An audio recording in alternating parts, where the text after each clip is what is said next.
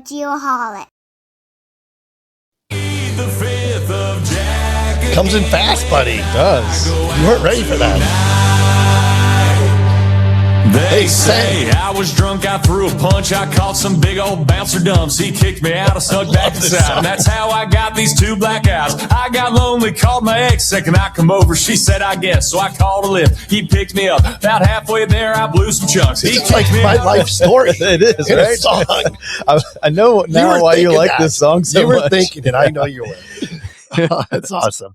Welcome back, Geoholics. I'm feeling dumb today. I just drooled. This might be a really long episode.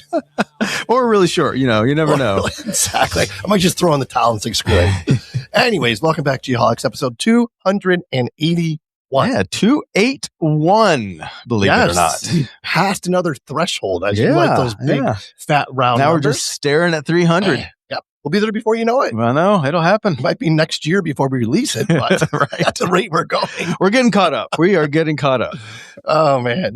We've been busy. Yeah, that's right. Doing lots of different things. That is right. Speaking of being busy, last week I was at the ASPRS Gulf South Region Conference. How was that? Is that your first trip to Louisiana, correct? Yes, very first trip to Louisiana. Yeah, what'd you think? Spent a couple days in Thibodeau. Okay. The home of Nichols State University. Okay. Very quaint little campus, about 6,500 students. Quaint. They do have a geospatial program, which was really cool. But they were on spring break. So it was like Deadsville. Oh, okay. Got it. Yeah. But I did find a couple local establishments to go and belly up and meet some locals, which was a lot of fun. Yeah. There was a dive bar, which is where I like to go, called Grows. Like GROS. Okay. Gross. But I'm like, I have got to go to Gross. That's your spot. So I went there. I'm going to make this really short story. Okay. Had a beer, bought a koozie, bought a t-shirt. Of course, I had to. Went back to the hotel, woke up the next day. Oh, koozie's really cool. I'll open up the t-shirt. There's nothing on it. It was just a blank t-shirt. But it was supposed to say like Rose Tavern and all this cool stuff on it. How did you buy a blank t-shirt? Do you not just like hold it up before you buy it? No. Like, oh, this is what this is going to look like? No, the girl just handed it to me, and why would I question it? Why would I question it? So anyways, they're so nice. I just went back the next day and said, hey, this is a really funny story, and showed it to them. They're like, yeah, we'll give you another one, blah, blah, blah. But it was so cool. It was a really, really cool little dive bar. I had a great time there, and then spent the weekend in New Orleans where I had never been before. Yeah. And it was amazing. Got to catch up with my second cousin, Brandon. Okay. Who's the GM at Emeralds. So that worked out in my favor. Yeah, sure. That worked out in my favor. Had a really nice visit with him, and just, as you say, or as they say, painted the town. Had a great time. Awesome. Tons of stuff. You do realize that you told that entire story of that trip and didn't mention the conference that you went to once. Oh, yeah. Back to the conference. It was fantastic. Second time going to the ASPRS Gulf South Region Conference. Our good friend Bill Swope, of course, is one of the facilitators, does a fantastic job every year. It's a small conference. I'm not going to lie. It's a small conference, but very powerful group of individuals. Oh, okay. Yes. Interesting. Had a great time, had some great conversations, moderated a geospatial panel. And I already got invited back next year. You might want to go. I'm thinking about it. Dallas. He's like, nope, maybe not. Yeah. I was excited about Louisiana, but okay. It's Dallas. So anyways, as usual, this episode is powered by EMLID, EMLID, making aerial and terrestrial surveys faster and easier than ever before. To find out more, simply go to emlid.com. What's new with you, buddy? Same old, quite busy on the work front. Yeah. Got lots of stuff cooking. I also, I moved into a new house, in July. So it's been, I don't know, however many months that would be.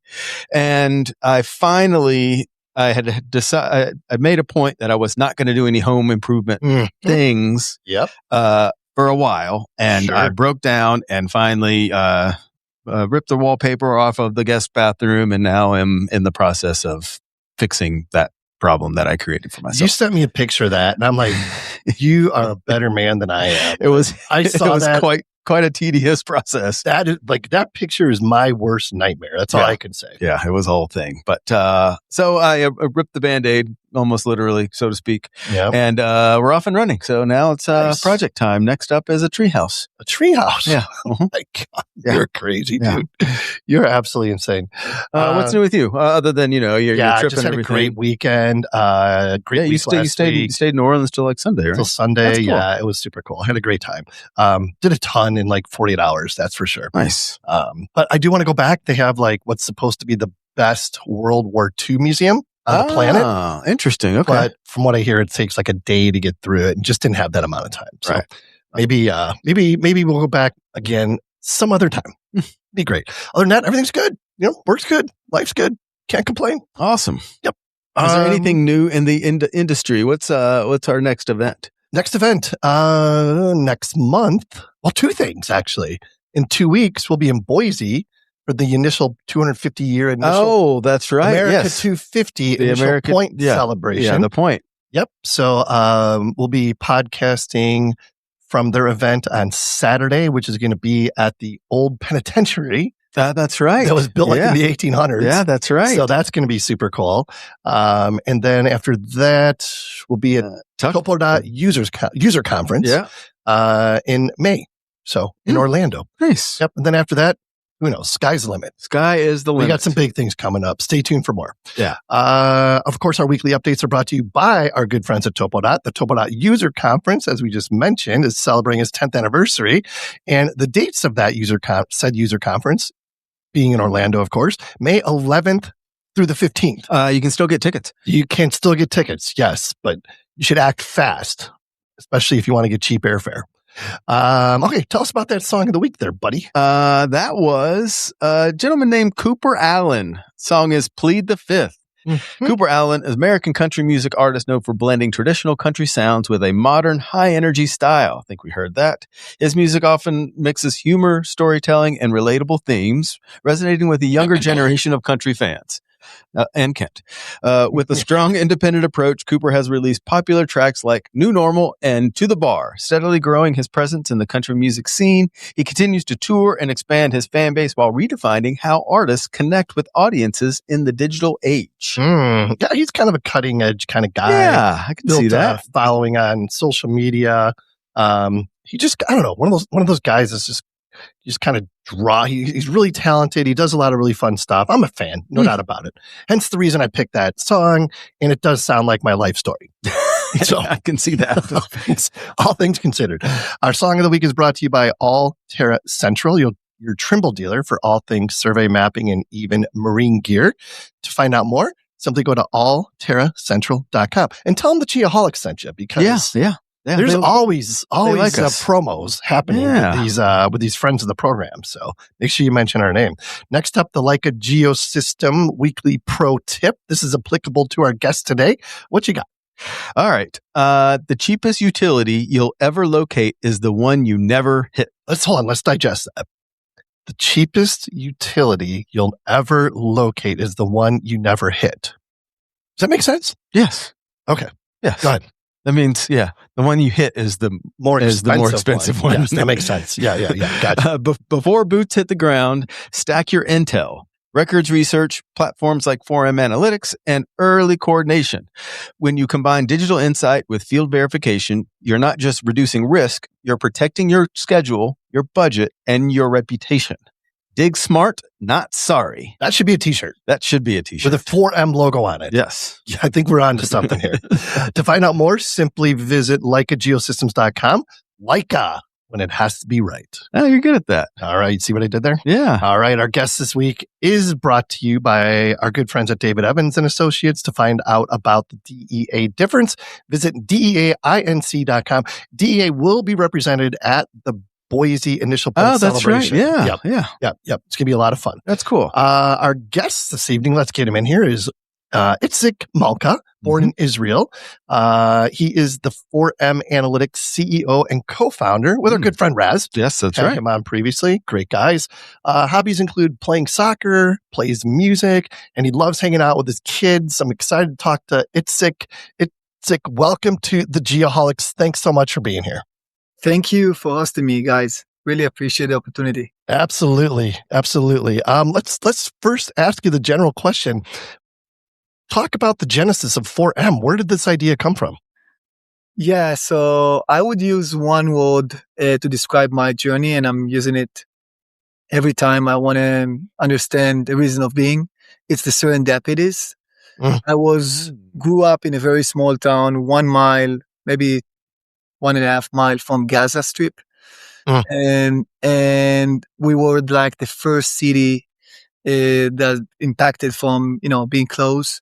And I think I was going to the military, served in the special forces to train to deal with explosives, detection and clearance, and ended up after 10 years of military service, commander platoon, major in reserve, decided to do something with my military expertise and tried to reverse it into doing some good back to humanity. So I thought I'm going to go and help recover post-conflict regions from explosive remnants of war with my expertise, and ended up co-founding 4M Defense, which the name 4M is coming from, which recently that was the biggest company in Israel in the space of detection and clearance of landmines and explosive remnants of war.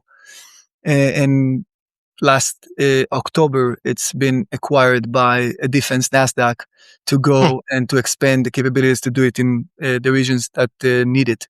So really good closure there. But that's kind of one angle. I was always innovative person, tried to find better ways to not to dispatch people to a riskier environments. And I thought about, after thousands of acres that I have recover, I thought about the patterns that we saw about landmines. And I thought, what if I'm going to build a multi-source data fusion engine that could inject imagery, but also other data sets, but mostly imagery, and to do a time-lapsing to be able to predict the past by finding phenomena like explosion potholes or fans that have been removed or vegetation that grew differently because nobody was entered the field. So I thought I could help predict those locations of suspected areas and find better ways, to dispatch people and to use effectively the approach to decide, to prioritize where to go first. Ended up with a very compelling success correlation to the system prediction to the actual mine location uncovered. I said to my co-founder, you know what? With those outcomes, let's go and raise some money to actually build, instead of prototyping it, let's build the product itself. And he said, what do we have to do with data and software and like tech company? I said, we're going to figure this out, but let's go ask for money. Nobody was intent to give me a dime because it was too risky to the portfolio. But one of them, the kindest one, said, here's why I'm not going to invest. And he said, like, it's a very lengthy go-to-market. You want to sell it to the UN, the International Mine Action Standard, and it's going to be very complicated to sell it to a very, I would say, challenged countries around the world. And so I said, okay, so what do I have to do? So go to understand the hypothesis behind investments, go to read the investability thesis, like the how big is the market, the TAM, why the technology is going to solve it, why you, the team, what's the traction that you could show that people are using it or wants to use it or willing to use it. What's the why is the timing now? Why nobody did it before you? And show me the evidences to the 10x and, all of kind of those. So I thought, okay, now I get it. And so I did what everybody did before ChatGPT. I went to Google and asked, what can I do with something that could seize beneath the ground that could address those questions? And he said, like, in the US, you have ecosystem for the design and engineering. That's the subsurface utility engineering practice.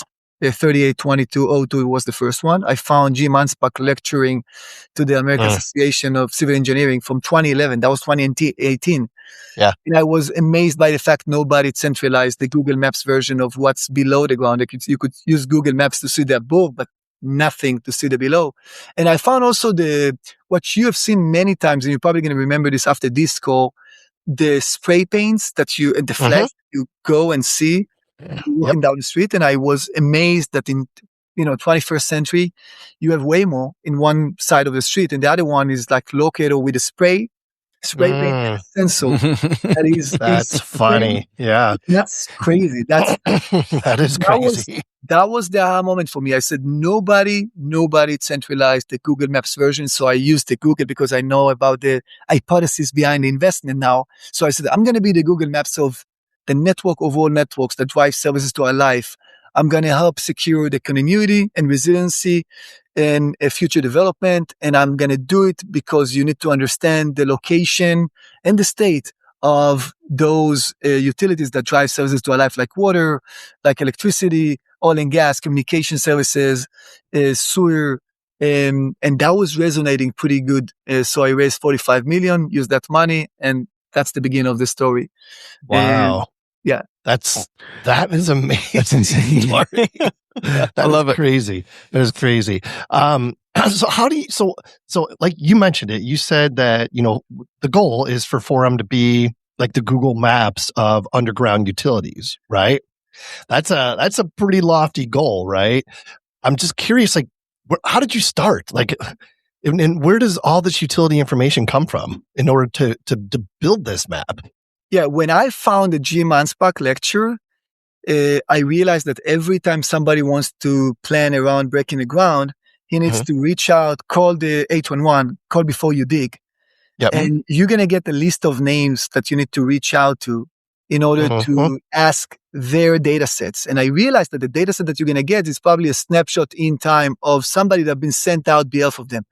And I realized that there is like crazy disconnect between what they use as data, which I would say some version of as designed. And I was a contractor myself, so I signed many as designed as builds because I wanted to get paid. So I realized that the deviation starting from... Oh my God, as builds. Don't get us going on. Yeah, right? The worst. I used to call them like wannabe, wish to be...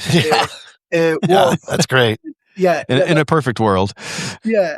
So I realized that if I'm gonna be able to understand like the differences between, like, if I'm gonna be able to connect the disconnect between what could have been designed to what actually been implemented, it's the thing.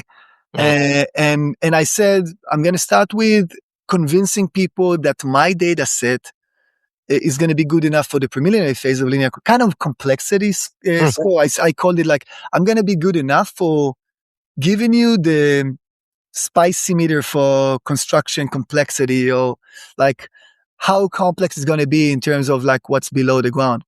And by doing so and convincing them that the damage prevention, that's the other market, needs to start with a good enough data at the pre-planning phase, feasibility, it's gonna encompass everything towards the design. So it was a good decision at the time to say good enough. But now I'm going to tell you about it. But now we're in a very good place to say that if you're talking about reducing risk, like if you're talking about actuary, because actually everything that we do today, sending people to the field with sensors, it's locating the fact, but actually it's actuary, because that's the way we know how to mitigate the risk below the ground. And they're going to go based on records, and the records was created without GPS systems even being exist. So I said, I need to come up with a better way. And I said, I'm going to go on the computer vision side. I'm going to train machines to actually see. And by seeing, is believing. That's the kind of like the statement I want to go after. And I said, everything I'm going to give you needs to be visually verified and with visually like visual based reasoning behind it. So that was the decision we took to go on like computer vision. And because you can't really see what's below the ground, but you can see everything above the ground that relates to like indicates that something is connected. You could see pedestals, manholes, hydrants, poles, storm inlets, communication boxes, like anything that you could imagine, spray paints. But not just one. You could see 10 years of spray paints. You could see the creation. You actually could see like the same locating company, the same site, 2 different dates, will deliver 6 feet off of locate. And then you're saying, and I'm not accusing anybody, like some of them will be very good, some of them will be, but there is inconsistency where you're using manual work because you have humans that drive the work, and you don't know if the human came from, his wife pissed him off the other day, or he was disturbed by many other reasons. But that's the way you conduct in the world. So I said, I want to reduce the human error. Yep. That's why I said machines will provide that layer, the foundation layer, to make those decisions. So that's kind of what you're providing. Like, how do you quantify it? Like, do you commit to it being good enough for planning, or is there more to it? Yeah, it's more to it. When we started, we said good enough, and the way that we did, defined the good enough was kind of anything that you could find on a publicly available records, or you're gonna get from the owners that you're reaching out on a 6 feet off. That was kind of tolerance that we used. And that was good enough for, like I said, I never used the word accuracy.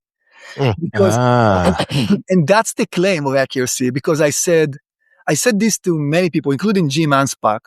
When I said to him, I'm going to be good enough, his reaction at the beginning, when he decided to work with me, he was the godfather of the subsurface utility engineering. Yeah. And when like, it's a nice story to tell, just to understand who is Jim. I want you to tell it, because we know Jim, and he's a great guy. He's amazing. Yeah. He's my mentor, and I'm so grateful to have him in my life, in my journey as well, but also as a friend.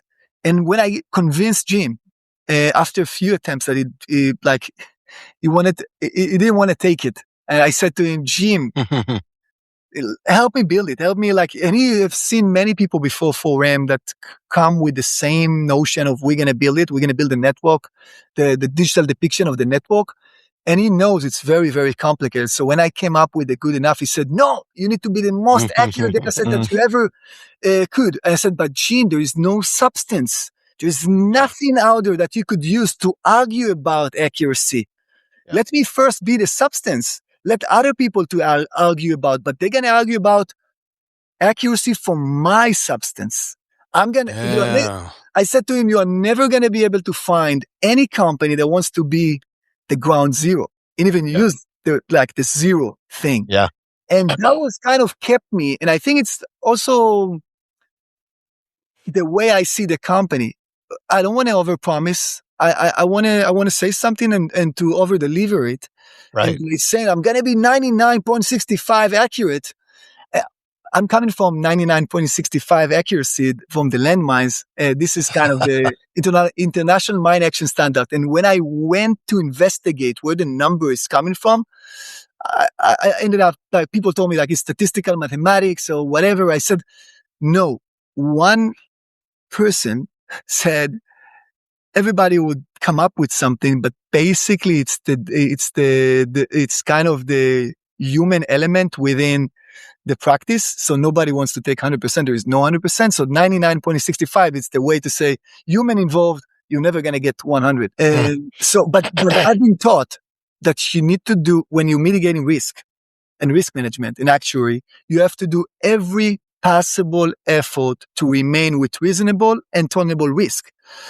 And that's what I wanted to do. And I said, forget about the percentage of confidence that you're going to have. I said, let's start with the substance. Let's give completeness and comprehensive. That means if there is 6-7 utilities out there, and I know within the right of way where they're going to be positioned, who is going to be before the other one, and that's what you need. And if we're going to be 2, 3, 4 feet off, it's better than if we are missing a section of a gas pipeline that could cause injury, death, like we saw in the Lexington, Missouri, April 2025, when that was a devastating event when a 5-year-old kid died because of that miss. 20 times somebody, a locator, been sent out to the same place, but the records didn't show that there's a section. But if you could see from visual evidences the meter of that house, you could indicate that there is gas exist.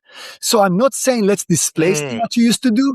I'm saying it's call before you dig, but 4M it before you call.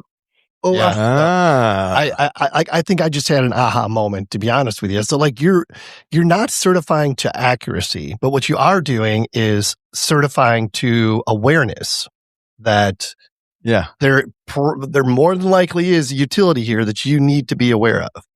Yeah, absolutely. It's kind of, I want to be giving you the ability to understand what's there, not just from a standpoint of this is the records.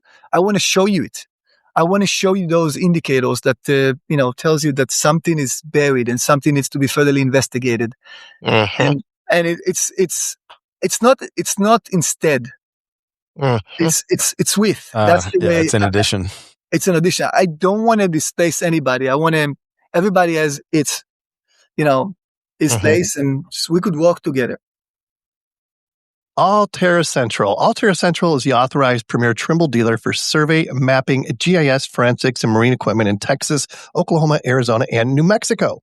Yeah, we love these guys. The studio sponsor for the Geoholics this year. They have 8 offices and provide sales, rentals, repairs, and support for the full line of Trimble products. GPS, GNSS receivers, robotic total station scanners, Seiko accessories, mobile mapping systems, used equipment and field supplies, including Juniper receivers and tablets, LaserTech Troop Pulse rangefinders, and micro drone UAVs. You definitely drew the short straw on that one. To find out more, go to alteracentral.com. Let's talk about Carlson Software. Founded in 1983, Carlson Software is a privately owned international market leader in CAD design software, field data collection, laser measurement, and machine control products for the civil engineering, surveying, GIS, construction, accident reconstruction, and mining industries worldwide, providing one-source technology solutions for the entire project cycle. You're dialed in right now. I know, right? Carlson's culture is always on the forefront of adapting and developing new technologies into practical applications while remaining rooted in the down-to-earth industries they serve. Carlson Software's renowned dedication to customer service is unique in the industry. To find out more, visit carlsonsw.com. But that's an important note, too. It's like, even if you know it's somewhere plus or minus 6 feet, some thought would be, well, if I don't know exactly where it is, I can't put it on there. But this is the opposite of that. This is it's somewhere. Yeah, somewhere over here, and that's more important than not including it. Yeah. Well, I've heard stories. I know people that work at T2 Utility Engineering. You know those guys well. I know you do, and very much appreciate them. Yeah. Well, they've told me they use 4M to plan their approach to when they get called to provide SUE services. So if that's not the ultimate compliment, I don't know what is. Yeah, that definitely. We use T2 as I just work with them recently because we have a agentic approach. We have the visual-based reasoning and we have the engineering. Here's the thing: we are betting, and it's not a bet anymore. It's it's proven. Our perceived value is giving you access to data instantly within the environment that helps you to use, to trust, but verify the data. That's the visual-based reasoning. We're showing you everything we said, every line that you get from us or every point will be visually verified from multiple places, multiple images from multiple time frames.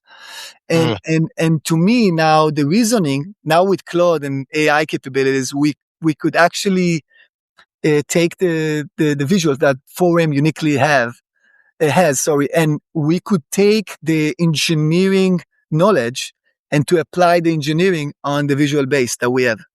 And so what we are planning to do is to train that against the most appreciated industry in leaders and engineers. And T2 is one of the candidates that we want to use to really train the engineers that we are building.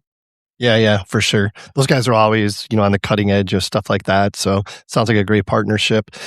You've mentioned AI a couple times and even talked a little bit about satellite imagery. Talk about how this all ties together to help build, even a better, map or database of utilities. Yeah, I as I said, I think our claim is physics is above all.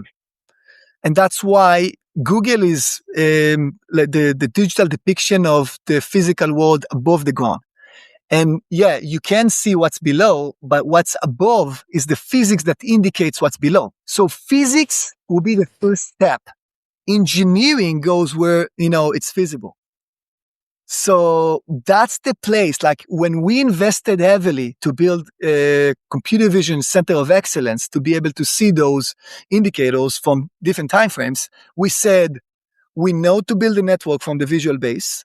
And now we need to apply the engineering. So first we used records. And now I'm going to say something that most people are going to be thinking about, but it took me a few years to realize. The records that you use is the mother of all sins. Because that's the reason professional services exist. You are trying to superposition a crappy data that have been generated by someone within the county, the district, the city, the DOT, without the systems, without the ability to georeference, like the data from a PDF or a CAD into a vector data. And you're talking about artificial.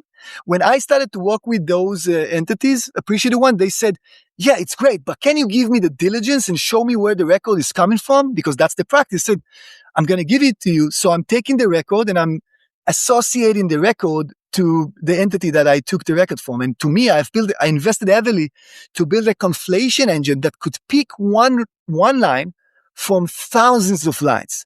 But it's still at the most guessable line, but it's still not the line itself. So I thought, okay, now I need to approach it from a different standpoint. Like maybe I could generate the line with the engineering knowledge. And I would say artificial is the vector line that you get from the city because it's just straight.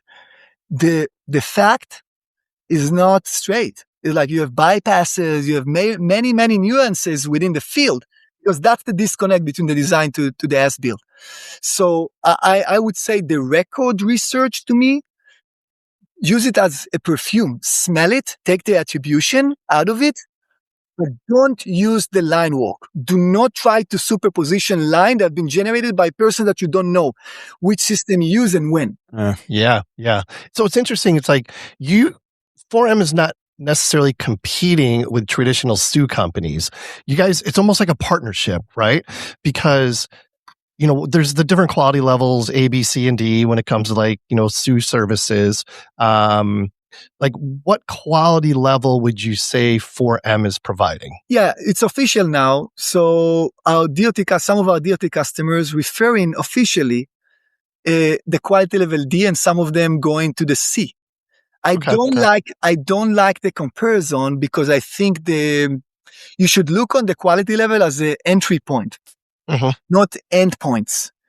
Okay. And if you're using the quality level Ds to describe places that you don't have enough verifications to support the existence and the state of a line, of an entity. And eventually you go from D to B, to C to B to A, because you don't have reliable data. If you had a substance that could be reliable, you don't have to go. You could use 4M and whatever you need. And I'm offering those. You ask about competition. I don't think I'm competing with them. I think I'm enabling them to be spreaded. Yep. Much more they are doing it by their own because SU, and I investigated it with many, many people in the industry because it's a very, very good practice, but it hasn't been adopted. It's partially adopted. And the reason, many reasons, but the most common two reasons, it's timely and costly. And it's a snapshot in time. So you send people to the field, it gives you the depiction, but then it's a design phase. Like it's from 60 to 90% letting, but the construction will start 18 to 36 months afterwards. What do you do then? It's not a live 360. It's not constantly up to date. Yep. It's not ready to use. It's just a snippet in time. That's a really good point. Even if it's going to be amazing. And by the way, the discrepancies between SU companies is crazy. Like there's, not many T2s out there. Right. Everyone could sign and be. Unfortunately, like everyone who wants to be a SEAL company could eventually end up being a SEAL company. And so what I'm enabling is the engineering out of the subsurface, like the investigation and detection. I'm taking significant part of it, but I'm enabling and making SEAL much more affordable and accessible. Yeah. Because you need to have, and this is a claim, you need to have that practice on every project, okay? Nobody's going to use, like 4% of the projects maybe using it. 96% are not using it.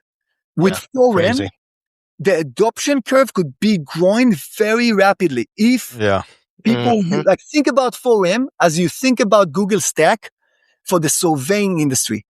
The beginning was like, to not use Google Stack. It's not geo-reference. It's not certified to serve in our industry. Guess what happened to those entities that said not to use Google? I don't think you know about them because they don't exist. They don't exist, right? That's great. Well, you mentioned, in surveyors and engineers and contractors. I mean, who's benefiting most from utilizing 4M? Yeah, our strategy was every construction site taking, just go below my office, 8th Street, Brazos on 8th Street, Austin, downtown. It's a real project. It was a year ago. A utility main upgrade. It's going to be owned by the city of Austin, funded by Travis County. Oversight agency will be Texas DOT. They're going to talk with 20 engineering firms. One is going to be selected. They're going to hire many subcontractors, mapping, designating, all kind of professional service providers. Construction site will be the same, Skanska, Wolf, one of the Kiwit. One of them is going to be selected. And every one of the entities, they need to have like a insurance policy that will probably be 4% of the total spend of their project. But without the ability to really profile a risk, understand the probability to meet and the consequence of meeting the risk. So there is no actuary plan behind that uses AI or anything.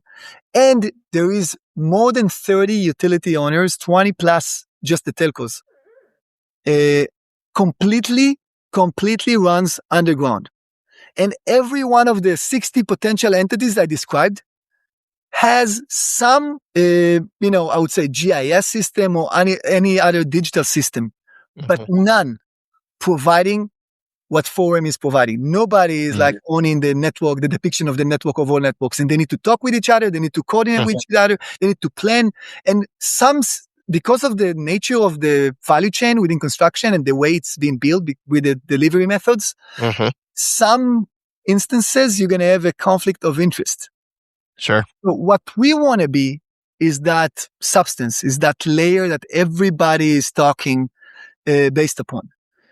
So we see in front of us 60 potential buyers. It doesn't mean that we're selling to every one of them in parallel. We started with the engineering and including the SEAL companies because we wanted to get that picky audience to be convinced that we're delivering sufficient value. Yeah, that was genius. Once we did it and it was good enough, we shifted to talk with the owner, the king of the right of way, the DOT. Once we convinced the DOTs, and many DOTs are using us already, and once we convinced the DOTs to trust in us, and we shifted to say, what about the residents, the utilities? Now we started with the utilities, and this is the third vertical. And once we're gonna, make it sufficient, we're gonna go to the local government, and we're gonna talk with the cities, the counties, but we're going to go one by one. And by the way, there is a verticalization here because you need to understand water systems, carriers like the Comcast, the Verizon, the AT&Ts. Everyone has a different approach. One of them is like competition. The other one is about if you're the DOT, if there is something within the right of way that interfere their plans, just remove it. And they probably, I won't say they couldn't care less. They care, but that's what they want. They just want to build. They want to provide efficiency, proficiency, sufficiency to their customers, which is us, the taxpayers. And if it's like gas companies, it's all about safety and risk. And so it depends who you ask. So you need to understand and you can't really Google or Claude or Gemini or ChatGPT Con Ed. you need to go there and you need to meet with Mike DeVerligio IV and try to extract from these people the ancestral knowledge that eventually will help you to build the product that they design. Yeah. Interesting. Like these utilities that you mentioned, I would think that they would appreciate what you guys are doing, right? They super appreciate what we do. And they appreciate it because they know how difficult it is. Yeah. Yeah. What an effort to build what you've built. I mean, tremendous upfront effort to do that. So would you consider 4M, are you providing a product or a service, or is it both? Yeah, I'm using, it's a good question. I'm using, from the get-go, when I thought about the product, I thought about a platform. Because I said there is a data play. You first need to create the data asset and the trust.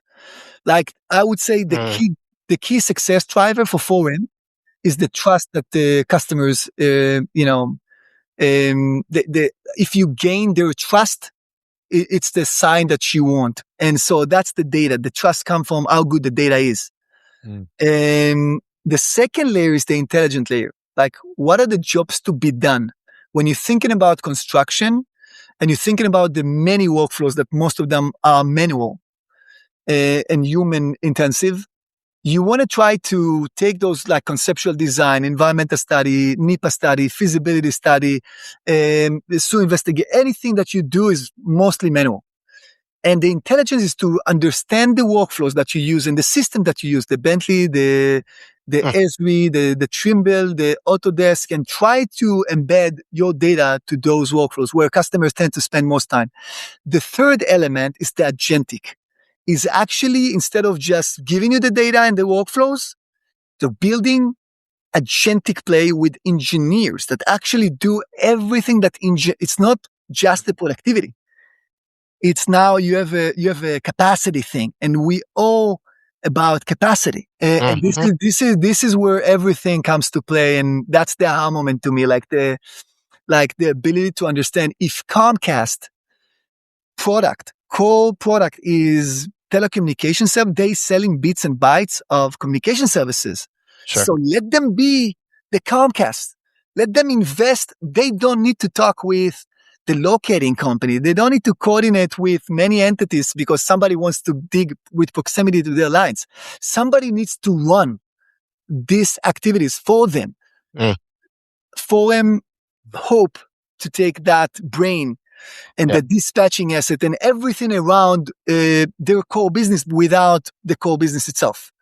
Yeah. So that's the way we're looking at it. And like DOTs, some of them will tell you that 4M is the capsule that take you from feasibility to letting in a very sufficient time. And if you are not going to do it, the construction cost will rise, because if you have a budget of 10, 20 billion and you don't spend it on time, the vendors, like the construction companies, engineering companies, the material companies, the factories that produces the concrete and the asphalt and if you are not building fast enough, the cost of building will be rise, because they're going to go after other jobs in other countries or states.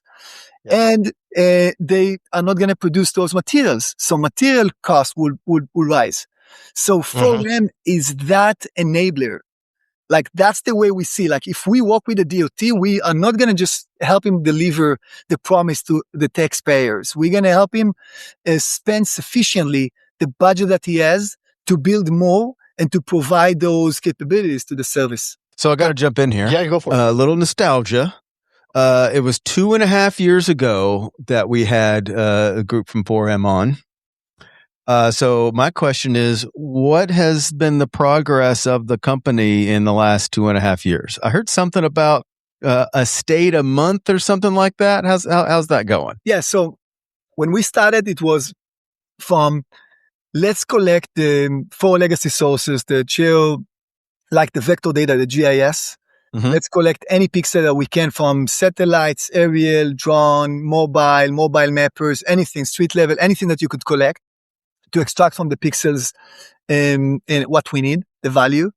let's go to any permit agency that share data on the public space and try to collect that data and to rationalize the data and to understand it because it's text. And let's go also to the CAD environment and try to take the GeoPDF, the PDF, the CAD, the blueprints as a whole and try to geo-reference them, to digitize them and try to mix everything. Mm-hmm. That's how we did it until recently. And then we realized that the computer vision becomes so strong that could be the core and like kind of the compass to everything we do. So we are using the other data sets, but just to for the attribution. And everything we do is mostly based on the visual-based reasoning that we have today. So we don't have 2 open states anymore. So we have 20 open states that we did exactly as you described. Yeah. But now every state is available in a matter of decision. Okay, got it. Interesting. Yeah. So how else has the company evolved in that 2.5 years? I mean, what does it look like? Yeah. What did 2.5 years look like to today? So because we decided to go to the public first approach and to gain the trust of DOT and utility owners, it's a very lengthy, sometimes lumpy go-to-market. Sure. But once you're in, it's a very sticky. And if they get the value, if you're waking up every day asking, I'm calling it the 7 W's. And it's kind of, you need to understand, like, first and foremost, who you are selling to and why they are using the product, what value they get by using it. You need to understand, like, when, what they did before they use it, when they're using it, like in the life cycle, if it is like the beginning, the pre-planning or part of the design, or maybe before construction, and where they're using the use case. You need to understand also, I would say, who within the organization needs to use it and yet to be using it. That means you understand the org, you have the mapping behind it. So if you wake up and like seed that discipline to address those fundamentals, you're going to be ended up building a compelling product with a compelling proposition and compelling price. So that's what we're trying to do. And that's what we did in the last 2.5 years. We were like super focused on just going and convince the DOTs that our product is valuable to them. And this is what they need to use it for. And now we're doing the same with the owners, the utility owners, and we're starting with gas and electric. And after we're going to go to telcos, but you have to understand every vertical. And it's a very, very specific and also like in-depth process to really understand what customers really need and what are the challenges that they have and the desires. You need to be perceived as their trusted advisor. And if you don't spend, 40-60% of your day talking with customers and like understanding the challenges that they have, I don't think you're ever going to get it. What do you see? Like, is there a different strategy depending on the utility? Like, do you have to deal with the gas company differently than the telco guys? Yeah, definitely. If you're thinking about the go-to-market effort and who you are selling, the persona, the buying persona, the users, and if you're trying to understand what is driving them, yes, definitely. You may go we have, I would say, 2 markets. We're calling it, one of them is the engineering design. The other one is damage prevention, but I'm calling it a new name that we can't use damage. It's negative. It's too negative. That's the way they call it. Like the USIC is damage prevention. But so we change it to construction, safety, maintenance, and operation. And it's not, by the way, it's not my name. It's Jim Anspach's name, but that's a better way to talk about those 2 states, the design and actually what was implemented, about to be implemented. So, and if you understand what they need, like you have 3 verticals, you have engineering, you have DOTs, and you have utility owners. So we're selling to the first 2 in the first product, in the engineering side. And to the third one, we're selling only in the damage prevention, in the construction safety. But you need to also sell them to the engineering side. So it depends on who are the people? So if you're talking about engineering, it's a different groups within the utility owners. If you're talking about construction safety, it's the damage prevention guys. So it really varies.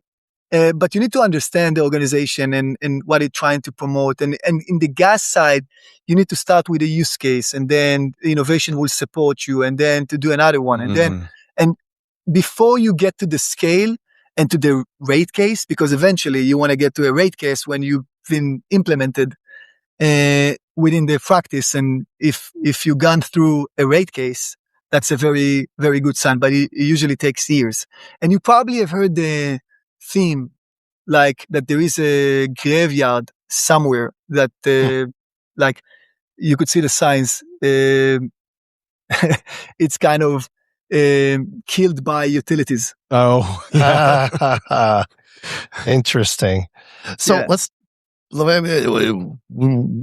we've gone through a lot, and we could probably keep this going for another 2 hours, but to be respectful of your time, I want to give you the opportunity to share with our listeners, like what the business model looks like. I mean, is it a subscription? Are you like buying sites? I mean, what does it look like? Yeah, so our unit metric today is linear lane, of right of way. But if somebody used to buy linear footage, you could translate it to linear footage. And we are selling packages of subscription. So if you want to work with us, you have to buy hundreds to thousands of project volume. Buy the linear lane. That's the unit metric. Sure. And that's only the basics. That's the data. If you're an enterprise customer, you have the capabilities, the enterprise grade capabilities, and like all kind of API. And so that's the first layer. The second layer is the workflows that come separately, and the agentic is something that will be launched in the next couple of months. So that's going to be probably more likely to be query driven.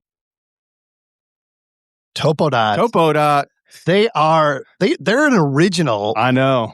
They are an OG friend of the program. Topodot, if you didn't know, is a comprehensive solution to manage point cloud data, assess data quality, and extract topographies, models, analysis, and other forms of digital twins. Yeah, geospatial data acquired along road, rail, utility, and other land survey applications present unique processing challenges. The Topodot production process is designed to meet these challenges with the right balance between automation and quality, thereby ensuring complex project requirements are met at the lowest possible cost. And I know you've heard about these guys, but to find out more, go to topodot.com.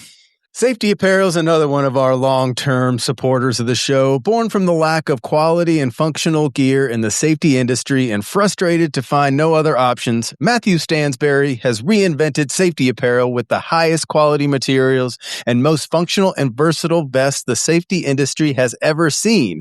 They call it the Party Chief. Rightfully so. Yeah, right. With many applied options, including, but not limited to, silkscreen, sublimation, patches, embroidery, and heat-transferred images, they can provide your company with the clothing and art you need to look sharp and professional. Yeah, that's right. Send Matt an email with your needs, and he will do the best he can to get you headed in the right direction.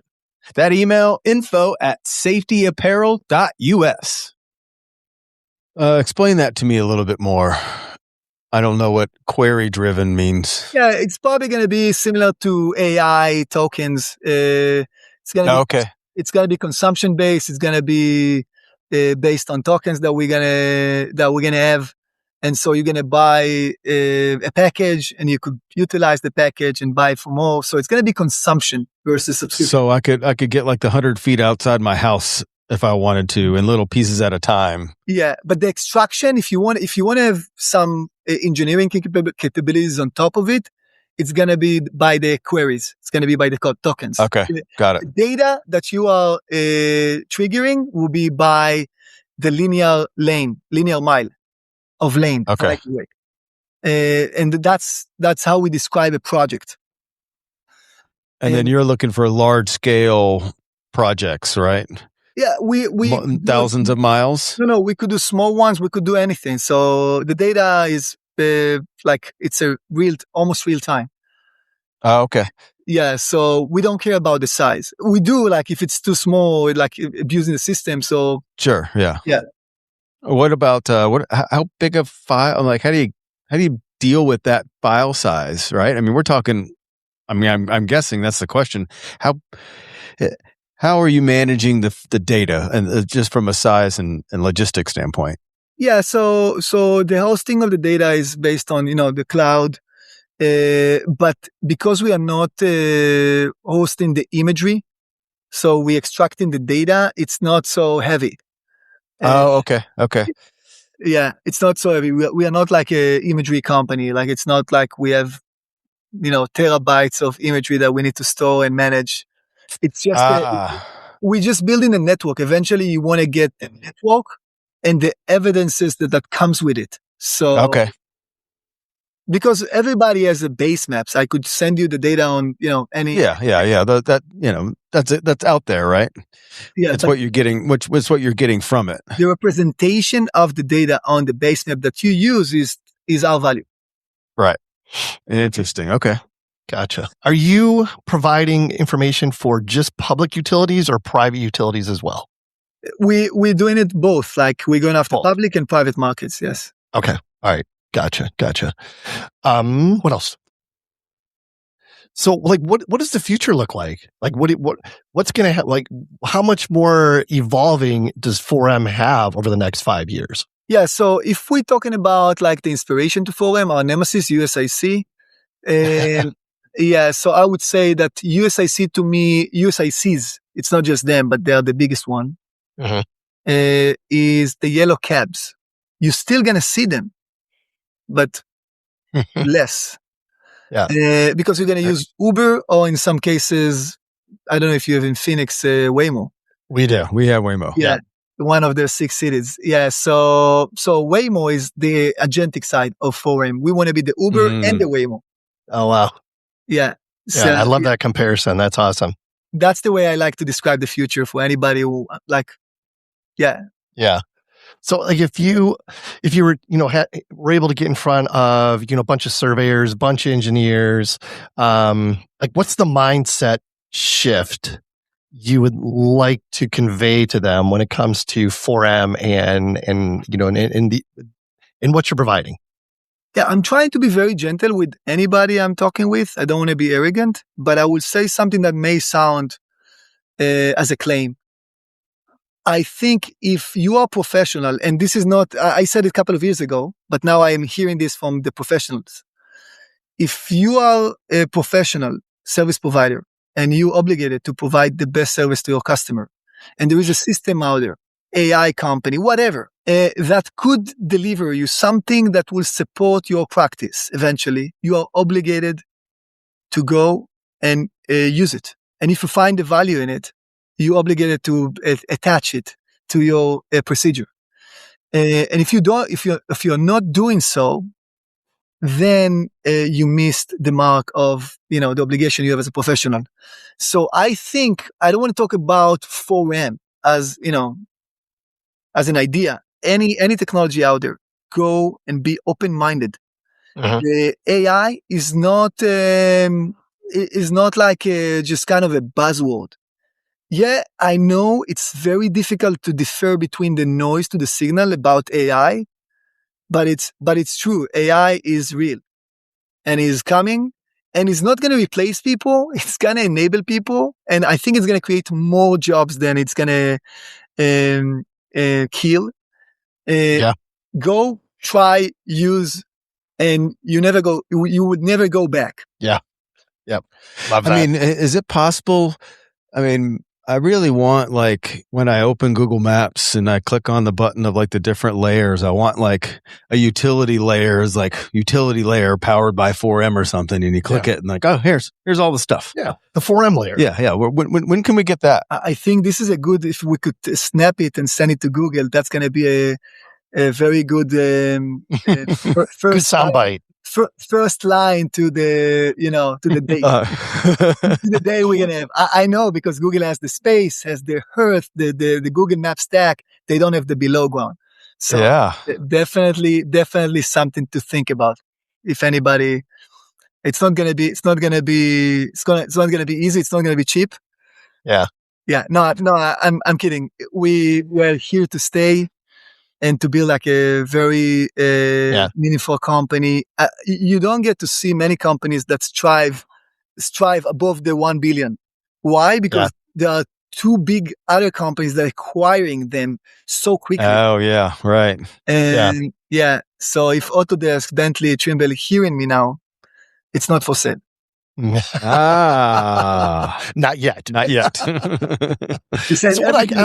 Everything is for sale, but it's not. It's right. Not right now. Unfortunate to have investors that really understand, and not just understand, go and spend the time to search the industry that we are in, and we want to change and impact for the good.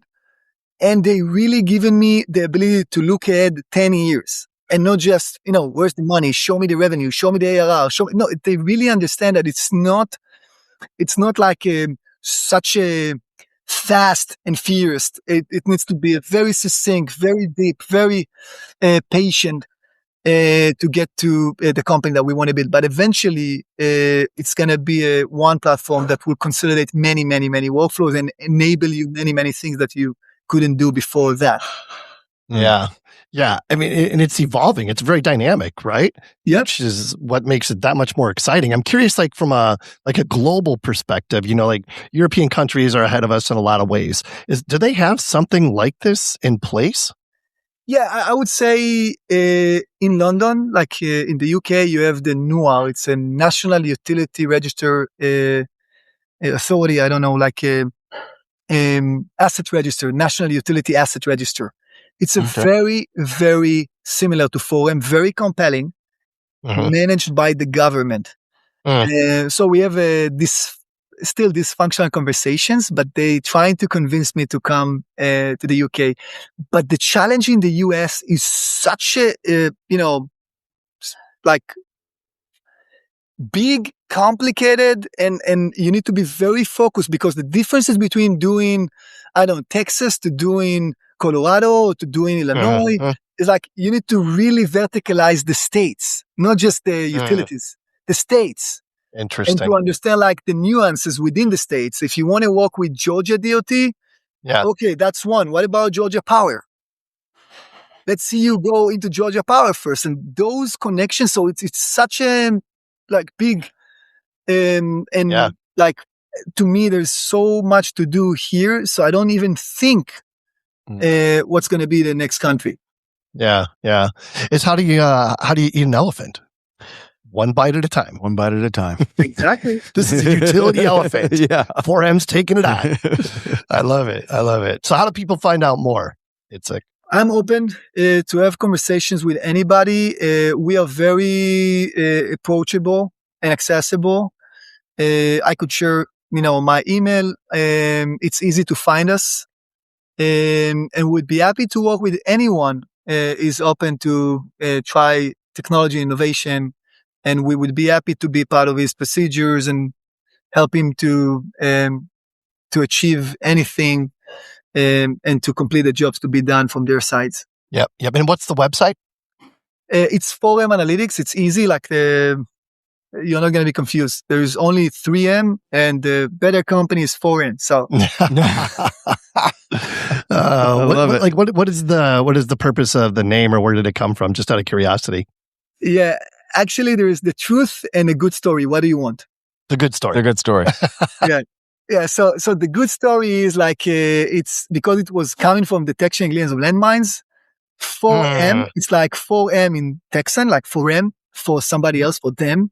Oh, interesting. Yeah, and it's also 4M for them in Hebrew and English. Okay. M, it's all right. them. I love it. Yeah, that's the good story. But the truth is, we were like 4 people and 4 minds. And okay, yeah, I love it. There's nothing better like a good story.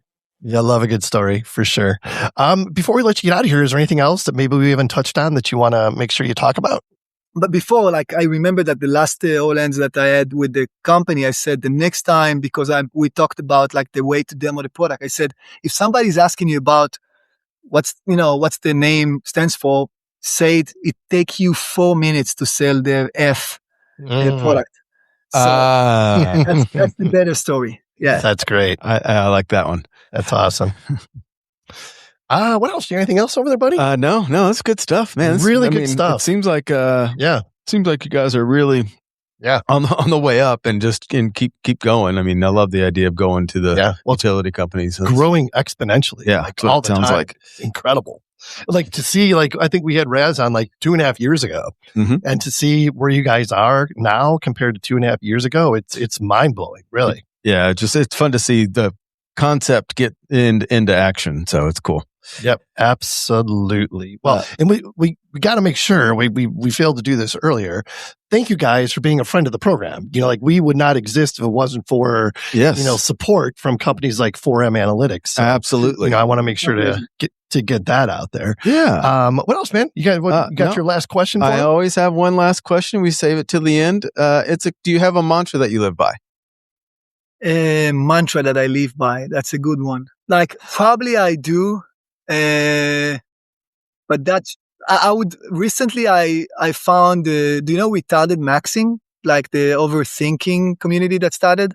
Yeah. So like, I would say, don't ask too many questions. If you want to do something, just go and do it. Don't think about the consequences. If you see, if you are single and there is a beautiful lady at the end of the bar and you don't think there is a chance she's going to respond to you, just say max, she's going to say yes. Yeah. If that's the approach, you're gonna launch missiles to the sky and build SpaceX. I don't know. That's awesome. That's cool. Don't ask too many questions. I love that. Yeah, love it. So good.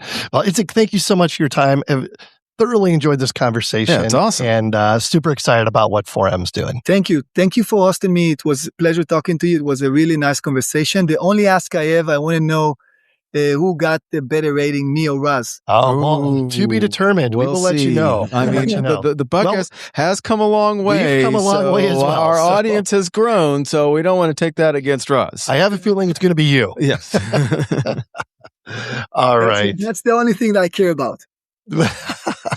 Something tells me we know where our bread's buttered, and we'll give you the answer you're looking for. Yep, for sure. All right, thanks again. It's a great conversation. Adding value, making friends. Check that box. What we do. Anyone would like to be a guest on a future show, shoot us an email at info@thegeoholics.com. Would love to get some fresh perspectives. Yeah, right? absolutely. Yep. Always looking for that. Shoot us an email. Would love to hear from you. Huge thanks to this week's featured partners, Emlid, Topodot, Altera Central, Leica, David Evans and Associates, Diamondback Land Surveying, and of course, our good friends at 4M Analytics. Absolutely. Cooper Allen, Plead the Fifth, available everywhere. Until next time, everyone, a couple takeaways here. Gain the trust of your customer. Be open-minded. AI is real. I didn't know there were 7 W's. Don't discount it. And last but not least, don't ask too many questions.